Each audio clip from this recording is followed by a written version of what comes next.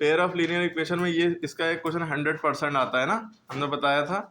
इसमें सारी लॉजिक इस तरह से इक्वेशन दी हुई है, ये तो ए बी सी के टर्म में दी है, इस तरह से क्वेश्चन आएगा, क्वेश्चन इस तरह से आएगा। अब मुद्दा ये है कि जो x के साथ लगा होता है वो a1 होता है, और कुछ भी हो 5 6 7 कोई भी नंबर हो, और ये x दूसरी वाली इक्वेशन के x के साथ जो होता है वो a2 होता है, y के साथ जो होता है वो b1 होता है, y के ये दूसरे वाले के साथ b2 होता है, फिर c1 नंबर होता है।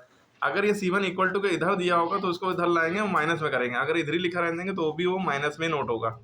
दूसरी बात ये होती है कि अगर इसका a1/a2 करें यूँ करके और इसका b1/b2, अगर दोनों बराबर नहीं आ रहे हैं काटने पीटने पर, है ना, इक्वल टू नहीं आ रहा आंसर, जैसे 5 इधर आए काट पीट के इधर भी 5 आए, ऐसा नहीं है 5 इधर आ रहा है 3/2 इधर आ रहा है 4/5 इधर आ रहा है, कुछ भी आ रहा है, तो ऐसा जो सिस्टम होता है वो कंसिस्टेंट होता है और इसका सोल्यूशन या यूनिक सोल्यूशन होगा, यानी कि एक ही ओनली वन सोल्यूशन होगा। इस तरह की सिचुएशन का ओनली वन सोल्यूशन होगा और कंसिस्टेंट और इंटरसेक्टिंग लाइन होंगी, यानी एक दूसरे को काटेंगी।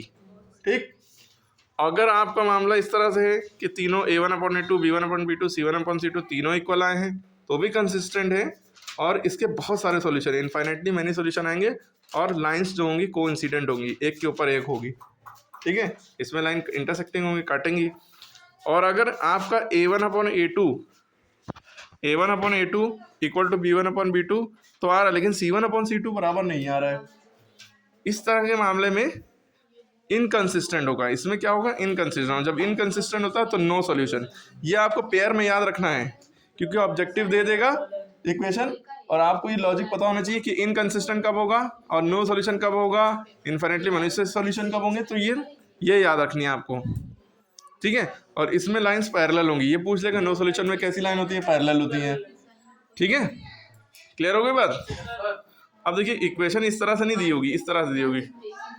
अब देखिए हमने बताया था x के साथ a1 होगा, y के साथ b1, ये c, ये a2, y के साथ b2, ये c। अब आपने क्या किया, क्वेश्चन में कहा था show that the system of the equation has no solution, क्या लिखाना है, नो सॉल्यूशन।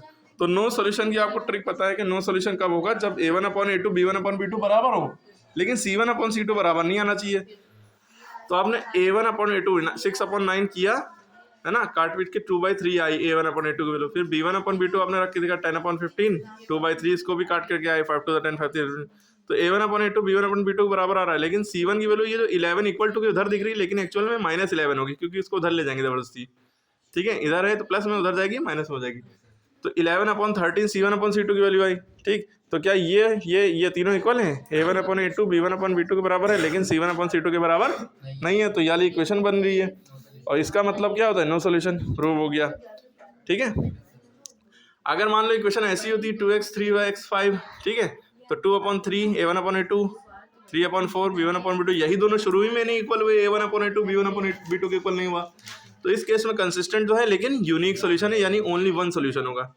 ठीक है, तो अगर तीनों इक्वल आएंगे तो कंसिस्टेंट, इनफाइनाइटली मैनी सॉल्यूशन। इस तरह का क्वेश्चन है 100%, 1 2 3 क्वेश्चन आ सकते हैं ऑब्जेक्टिव में भी, वेरी शॉर्ट में भी 100%।